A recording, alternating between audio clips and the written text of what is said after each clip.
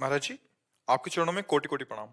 महाराज जी, उम्र 21 साल है। श्री जी की कृपा से श्री जी ने बहुत कामयाबी दी है, पर इस कामयाबी के नशे में गलत रास्ते पर चला गया, जैसे कि हर तरह के ड्रग्स जो कि जीवन के लिए बहुत खराब हैं। पर मैं ये जानना चाहता हूँ कि जब श्री जी से मैं कोई भी सांसारिक चीज मांगता हूँ, जैसे धन गाड़ी, तो श्री जी सब दे देती हैं, पर मेरे बार बार रोक कर भी कहने पर श्री जी मुझे। ड्रग्स लेते हो?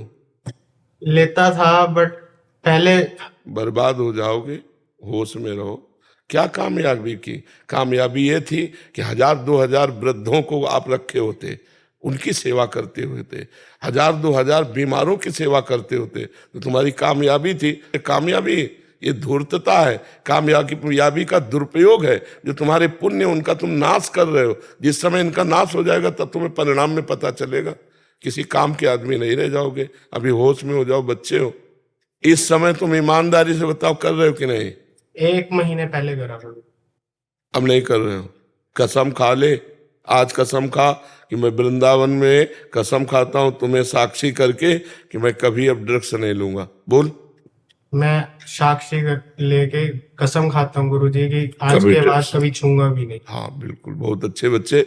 देखो बच्चा, जो तुम्हें कामयाबी मिली उससे 4 का हित करो, परोपकार करो। गरीब लोग जो दवाई नहीं करवा पारे उनकी सेवा में दो। कोई भूखा, कोई पशु पक्षी, उनकी सेवा में दो। ये क्या गंदे नशों में, गंदी आदतों में। अभी ये तो कहो भगवान कृपा किए कि तुम्हें ऐसा अभ्यास नहीं बना, नहीं उसके बिना जी नहीं सकते। मुझे पता है कि ये गलत है और आप आज से हमारी बात मानो, नाम जपना शुरू करो। हमें पता है कि ये करना चाहिए, हम नहीं कर पाते। हमें पता है कि ये नहीं करना चाहिए, हम कर बैठते हैं।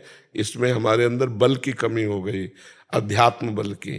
जब अध्यात्म बल जितना बड़ा होगा उतने ही आप अच्छे आदमी बन जाएंगे, उतने आप दुर्गुण दुराचारों को त्याग पाएंगे। इसलिए नाम जप करो। ये जो अनुकूलता मिलती है श्री जी से नहीं मिलती है, ये प्रारब्ध से मिलती है। अब इस समय तुम जितना बुरा का चाहो, किसी का भी हो, जितना बुरा चाहो उतना बुरा कर लो, अनुकूलता मिलेगी तुम्हें, क्योंकि तुम्हारा पुण्य चल रहा है।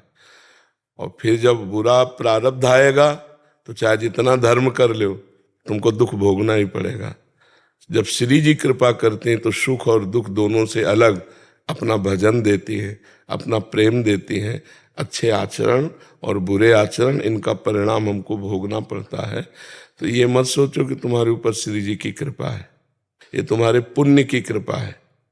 और ये टिकाऊ है नहीं भाई। सांसारिक उन्नति, कितनी उन्नति, चक्रवर्ती सम्राट से भी इन नहुस देवराजेंद्र बने, और देवराजेंद्र से कर्म बिगड़ा तो अजगर की योनि में आ गए। इन कर्मों का कोई भरोसा थोड़ी है। ये पुण्य और ये पाप कोई स्थायी वस्तु नहीं है।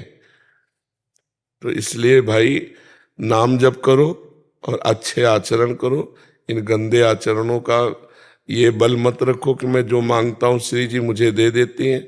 नहीं, अभी श्री जी से कोई संबंध ही नहीं है।